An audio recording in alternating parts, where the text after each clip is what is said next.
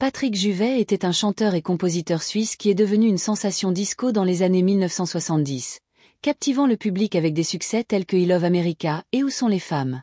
Son style de vie glamour et sa voix puissante avaient fait de lui une véritable icône de son époque. Mais malgré son succès, il était souvent hanté par sa propre renommée. Si ce n'est pas encore fait, pensez à vous abonner pour ne rien manquer des prochaines histoires. Beaucoup disaient qu'il était prisonnier de ses tubes, à jamais lié au son de son époque. Né avec un talent certain, Patrick Juvet voit le jour le 21 août 1950 à Montreux, en Suisse, et passe ses premières années à la Tour de Pels, dans le canton de Vaud. Sa famille venait de Fleurier, dans le Val de Travers. Son père, Robert Juvet, possédait une entreprise de radio et de télévision, ce qui permit au jeune Patrick d'accéder dès son plus jeune âge à la musique américaine et de développer un amour précoce pour les sons vibrants de l'époque. Sa mère, Janine Juvet, était d'origine française et avait été naturalisée suisse par la suite. Très proche de son fils, elle lui resta un soutien indéfectible jusqu'à son décès en 2017, à l'âge de 89 ans. Janine avait vécu les difficultés de Paris sous l'occupation allemande, pendant la Seconde Guerre mondiale, perdant son frère au combat. Plus tard, elle s'engagea en politique, siégeant au Grand Conseil vaudois de 1982 à 1989, et en tant que conseillère municipale à la Tour de Pels de 1966 à 1985. En 1981, elle devint présidente du conseil communal, avant de rejoindre la Croix-Rouge suisse. Patrick avait également un frère et une sœur, grandissant dans une famille ancrée à la fois dans la culture et la vie publique. Son parcours musical débuta très tôt. À seulement 6 ans, il s'inscrivit au Conservatoire de Lausanne, où il excella au piano, remportant même un premier prix. Mais à 17 ans, une opportunité inattendue changea le cours de sa vie, le mannequinat à Düsseldorf, en Allemagne. Il quitta alors l'école des arts décoratifs pour se lancer dans cette nouvelle carrière. À 18 ans, il était déjà bien établi comme mannequin dans une agence allemande. Pourtant, la musique continuait de l'attirer irrésistiblement. Avant même la mode, Juvet jouait du jazz dans un groupe, perfectionnant ses compétences de musicien. En décembre 1968, il participa à un concours local en Suisse, La Grande Chance. Un journaliste du journal de Vevey souligna la qualité moyenne des candidats, mais releva que Juvet s'était démarqué grâce à une chanson de sa propre composition, interprétée au piano. La mélodie, jugée accrocheuse, fut cependant accompagnée de paroles considérées comme un peu simplistes. Peu importait, cette première exposition marqua le début de son ascension. En 1971, il quitta son emploi et s'installa à Paris pour rejoindre son compagnon et futur agent, Pascal Maignan. Grâce à la chargée de presse Florence Aboulker, qui reconnut son potentiel, il fut présenté au producteur Eddie Barclay. Ce dernier l'aida à sortir son premier single, Romantique, suivi, en 1972, de la Musica, qui se vendit à plus de 300 000 exemplaires. Très vite, il composa pour d'autres artistes. Le Lundi au soleil pour Claude François devint un énorme succès. Juvet se fit une place parmi une nouvelle génération de créateurs français, à l'instar de Véronique Sanson ou Alain Chamfort, rompant avec la mode des adaptations de hits américains. Le 16 février 1973, il fut choisi pour représenter la Suisse à l'Eurovision avec Je vais me marier, Marie, terminant à la 12e place. Cette même année, il sortit l'album Love, suivi de Rappelle-toi Minette, l'un de ses titres phares. À l'époque, il était surtout identifié comme un chanteur pour jeune public féminin. En décembre 1973, il surprit en se produisant à l'Olympia lors d'un musicorama au style glam rock, maquillage et costume à la Ziggy Stardust.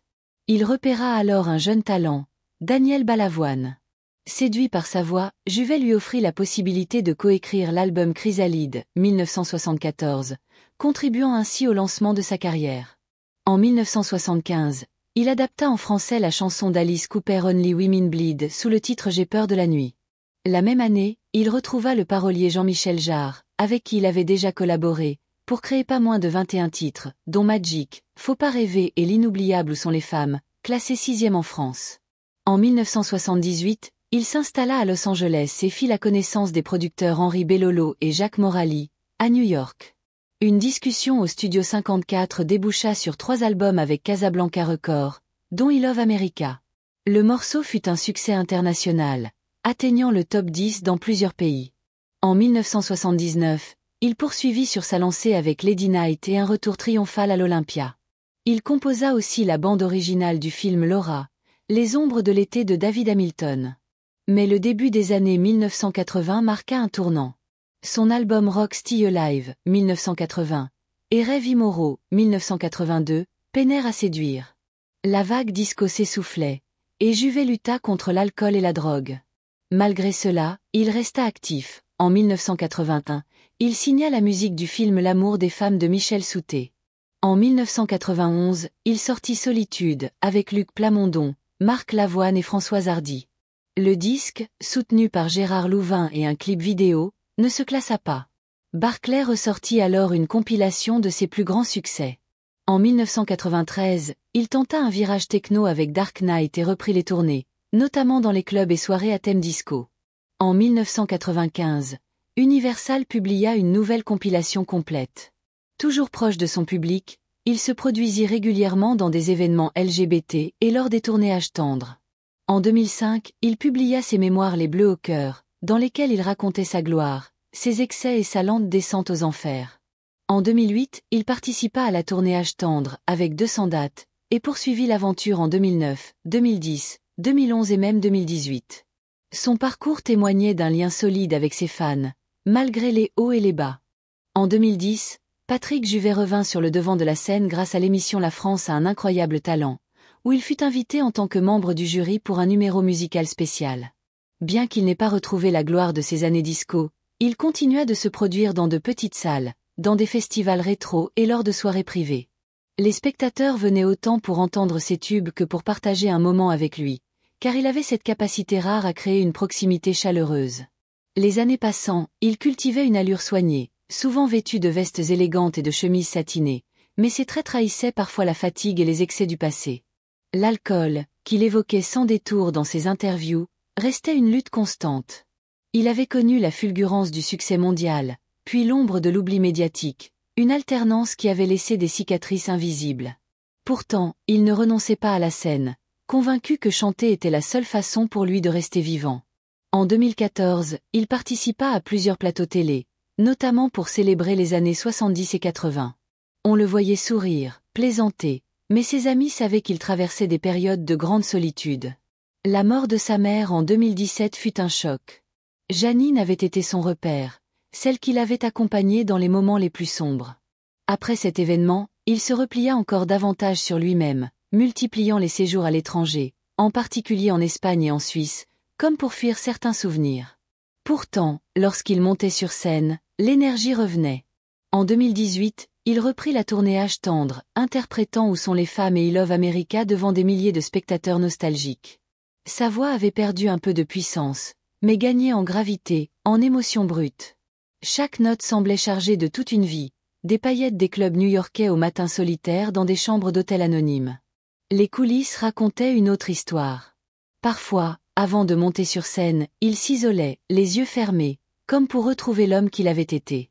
D'autres soirs, il plaisantait avec les musiciens, se remémorant les nuits folles du Studio 54, ses rencontres avec Grace Jones, les confidences avec Dalida.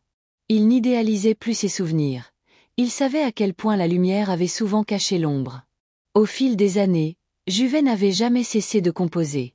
Même sans label, il enregistrait des démos chez lui, dans son appartement parisien, parfois avec l'idée de publier un album intimiste, loin des pistes de danse.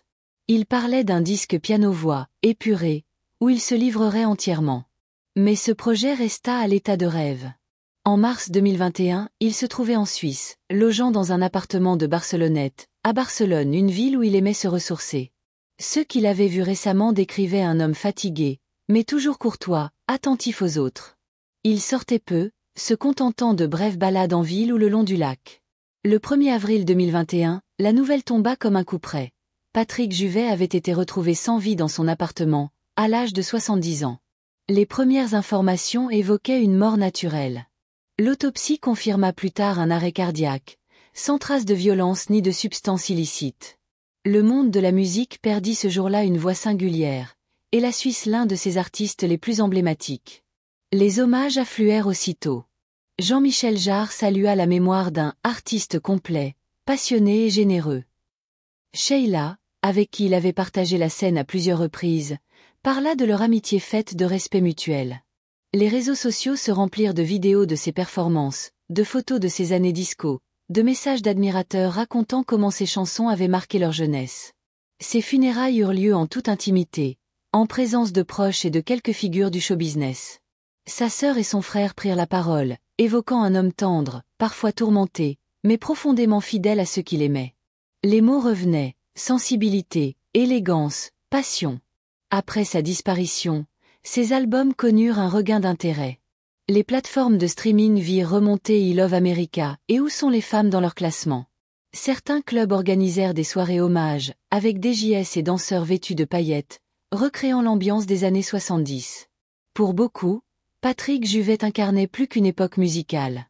Il représentait la liberté, l'audace et la mélancolie mêlées, ce mélange unique qui donne aux chansons une dimension intemporelle. Derrière le strass, il y avait un homme qui avait aimé, souffert, espéré, et qui avait toujours trouvé refuge dans la musique. Dans les mois qui suivirent, plusieurs documentaires furent diffusés, retraçant sa carrière et ses moments les plus marquants. On y voyait les images de ses débuts à Montreux, ses passages remarqués dans les concours européens, sa métamorphose en icône disco à Paris, puis ses triomphes internationaux à New York, Tokyo ou Sydney. Les archives montraient aussi l'homme en dehors des projecteurs, plus discret, parfois fragile, mais toujours attentif à soigner son allure. Certains de ses proches révélèrent des inédits, carnets remplis de paroles, enregistrements de maquettes où l'on entendait sa voix sans artifice, photos jamais publiées de soirées improvisées avec des amis musiciens. Des fans entreprirent même de collecter toutes ses apparitions télévisées pour en faire une vidéothèque en ligne, comme pour prolonger encore un peu sa présence.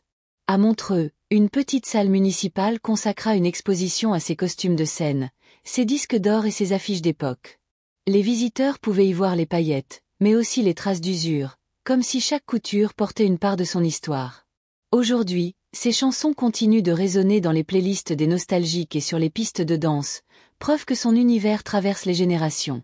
Derrière chaque note, il reste l'éclat d'une époque, et le souvenir d'un artiste qui, jusqu'au bout, aura vécu pour la musique. Abonnez-vous et pensez à liker pour découvrir d'autres histoires captivantes.